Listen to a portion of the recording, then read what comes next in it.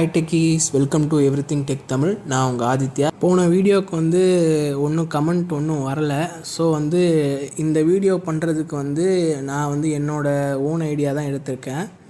So இந்த வீடியோவில் நம்ம என்ன பார்க்க போகிறோன்னா, என்கிட்ட இருக்கிற டிவைசஸ் நான் யூஸ் பண்ணுறேன் இல்லையா, என்னோடய ஃபோன், என்னோடய லேப்டாப் என்ன அப்படின்றத இந்த வீடியோவில் சொல்லலாம் அப்படின்ற மாதிரி ஒரு ஐடியா. அதில் இருக்கிற கான்ஃபிகரேஷன்ஸ் என்ன, நான் எதனால் அந்த ஃபோன் வாங்கினேன், என்னோடய எக்ஸ்பீரியன்ஸ் எப்படி இருக்குது, இதெல்லாம் பற்றி ஒரு வீடியோ பண்ணி போடலாம் அப்படின்னு எனக்கு தோணுச்சு. ஸோ அதை தான் இந்த வீடியோவில் பார்க்க போகிறோம். என்கிட்ட இருக்கிற ஃபோன் பார்த்தீங்கன்னா மோட்ரோலா H30. இதை நான் மெயினாக வாங்கிறதுக்கான ரீசன் இதோட யூசர் எக்ஸ்பீரியன்ஸ் தான். கிட்டத்தட்ட ஸ்டாக் ஆண்ட்ராய்டு மாதிரி இருக்கும். நான் பிக்சல் தான் வாங்கலான்னு பார்த்தேன். ஏன்னா எனக்கு ஸ்டாக் ஆண்ட்ராய்டு ரொம்ப பிடிக்கும். அதனால தான் நான் பிக்சல் போகலான்னு பார்த்தேன். பட் அந்த டைம் எனக்கிட்ட பட்ஜெட் இல்லை. அப்புறம் இது கிட்டத்தட்ட ஸ்டாக் ஆண்ட்ராய்டு மாதிரியே இருக்குது அப்படின்றதுனால இதுக்கு நான் ஷிஃப்ட் ஆகிட்டேன். இதில் குறைன்னு சொல்கிறதுக்கு ஒன்றும் இல்லை, எல்லாமே நல்லாயிருக்கும். நான் ஸ்பெசிஃபிகேஷன் பின்னாடி சொல்கிறேன். பட் ஒன்று என்ன சொல்லணுன்னா, அப்டேட்ஸ் மட்டும் கொஞ்சம் ஸ்லோவாக இருக்கும். மற்றபடி எல்லாமே ஓகே தான். ஸோ இப்போ இதோட ஸ்பெசிஃபிகேஷன் பார்த்துடலாம். இதில் ஸ்னாப்ட்ராகன் 778G ப்ளஸ் ப்ராசஸர் இருக்குது. இது ஒரு 5G ப்ராசஸர். அப்புறம் இதோட ஸ்க்ரீன் பார்த்தீங்கன்னா POLED ஸ்க்ரீனு. இது 144 Hz ரெஃப்ரெஷ் ரேட்டோடு வருது. ப்ளஸ் இதில் கேமரா இது பார்த்தீங்கன்னா primary 50 mega pixel, ultra wide 50 mega pixel. அந்த அல்ட்ரா வைட் கேமராவே மேக்ரோவாகவும் ஆக்ட் ஆகும். அப்புறம் ஒரு 2 mega pixel depth. Front camera 32 mega pixel. இதுவுமே நல்லா இருந்தது. ஃபோட்டோஸ்லாம் எடுக்கும்போது இமேஜஸ் நல்லா இருக்கும். 4K 30 FPSல 2 கேமராலேயுமே ஷூட் பண்ண முடியும். அப்புறம் இதில் டால்பி அட்மாஸ் இருக்குது, ஸ்டீரியோ ஸ்பீக்கர்ஸ் இருக்குது. இதோட பேட்ரி கெப்பாசிட்டி 4020 mAh.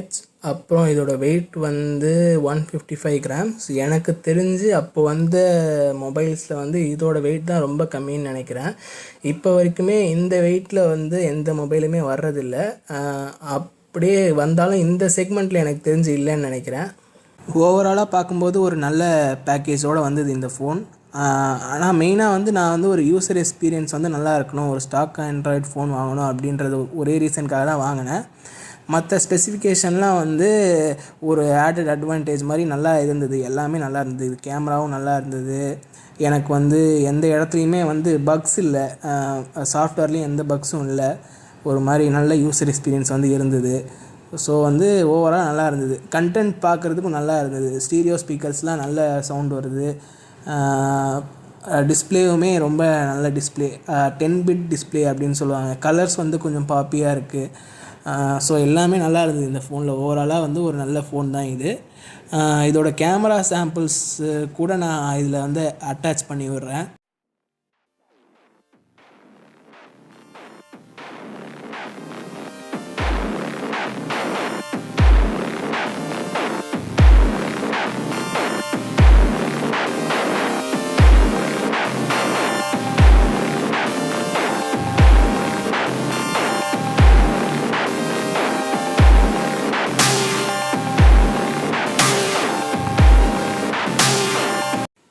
அடுத்து நான் வச்சுருக்க லேப்டாப் பார்த்திங்கன்னா லெனோவோ LOQ. இது வாங்கினதுக்கான ரீசன் பார்த்திங்கன்னா, எனக்கு ஒரு நல்ல ஓவரால் லேப்டாப் வேணும். எனக்கு இதில் கேமிங்கும் பண்ணணும், ப்ரொடக்டிவிட்டிக்கும் யூஸ் ஆகிற மாதிரி ஒரு லேப்டாப் வேணும்னு பார்த்துட்டு இருக்கும்போது எனக்கு இந்த லேப்டாப் கண்ணில் பட்டுச்சு. ஸோ இதோட ஸ்பெசிஃபிகேஷன்லாம் நான் பின்னாடி சொல்கிறேன். ஆனால் மெயினான ரீசன் எனக்கு ஒரு ஓவராலாக ஒரு நல்ல பேக்கேஜில் ஒரு லேப்டாப்பு அப்படின்னு நான் தேடிட்டு இருக்கும்போது இதோட ஸ்பெசிஃபிகேஷன்லாம் பார்த்து இதில் இருக்கிற ரேட்டு எல்லாமே பட்ஜெட்டும் ஒத்து வரணும், அதெல்லாம் பார்க்கும்போது இது ஒரு நல்ல லேப்டாப்பாக என் கண்ணில் பட்டுச்சு. ஸோ அதனால தான் நான் இதை வாங்கினேன். ஸோ இதோட ஸ்பெசிஃபிகேஷன்லாம் இப்போ நான் சொல்கிறேன்.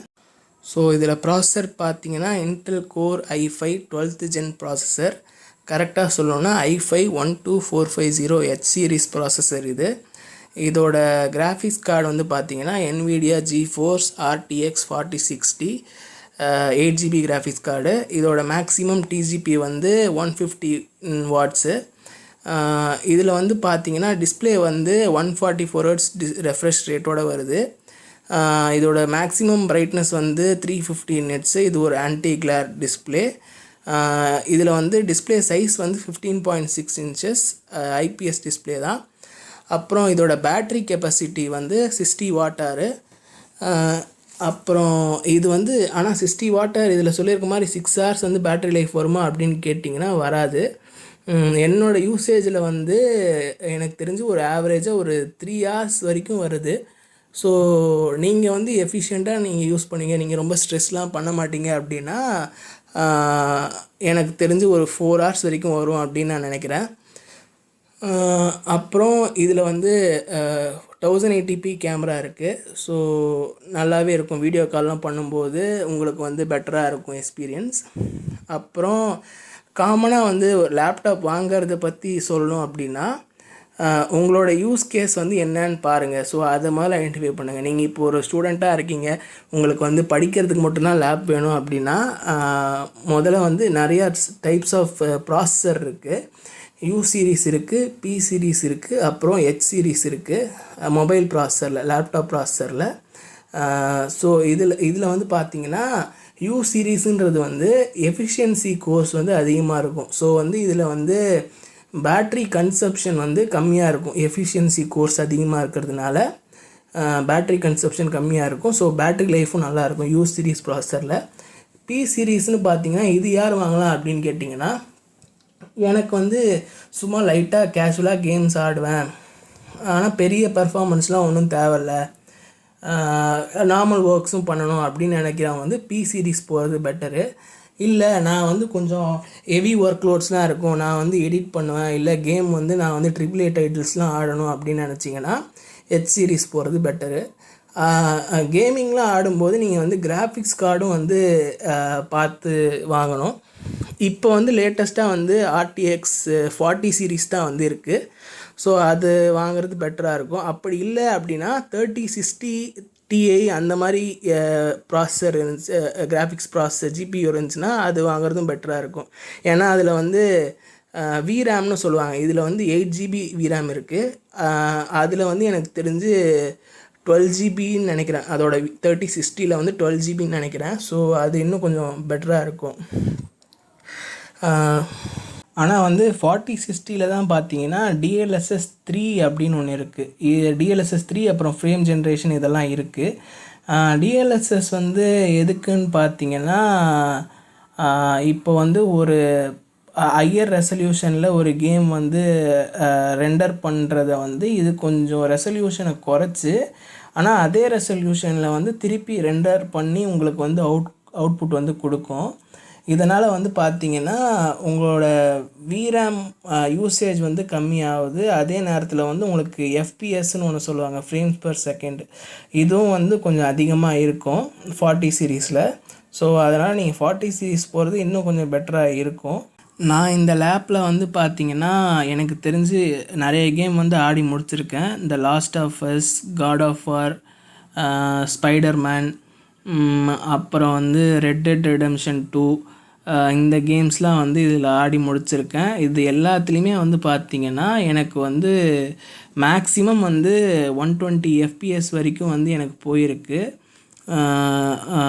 ஸோ வந்து இது ஓவராலாக வந்து ஒரு நல்ல பர்ஃபார்மன்ஸ் கொடுக்கக்கூடிய ஒரு லேப்டாப் தான். அதே மாதிரி எடிட்டிங்க்கும் வந்து நல்லா இருக்குது.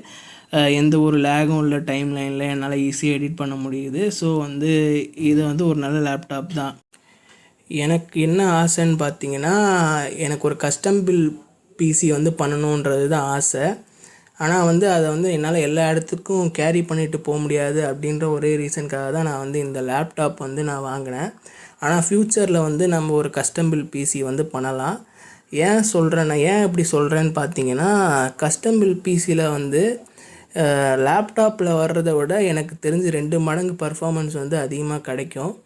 ஏன் சொல்கிறேன்னா, அதில் வந்து கூலிங் வந்து நல்லா இருக்கும். நீங்கள் வந்து தேவைப்பட்டால் வந்து வாட்டர் கூலிங் கூட போட்டுக்கலாம். ஸோ அப்போ நீங்கள் பர்ஃபார்மன்ஸ் பார்த்தீங்கன்னா எங்கேயோ இருக்கும்.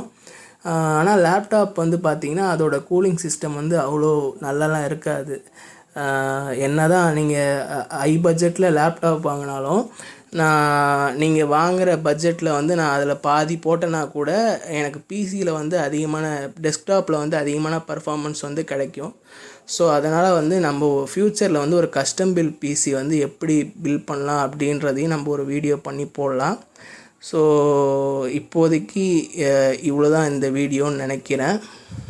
ஆமாம். ஸோ அடுத்த வீடியோவில் வந்து என்ன பண்ணலாம் அப்படின்றத வந்து நீங்கள் கமெண்ட் பண்ணுங்கள். அந்த கமெண்ட்டில் வந்து என்ன டாபிக் நீங்கள் சொல்கிறீங்களோ அதை பற்றி நான் படிச்சுட்டு கண்டிப்பாக அந்த டாப்பிக்லேயே வந்து நான் பேச ட்ரை பண்ணுறேன். ஸோ அவ்வளோதான் நினைக்கிறேன். தேங்க்யூ.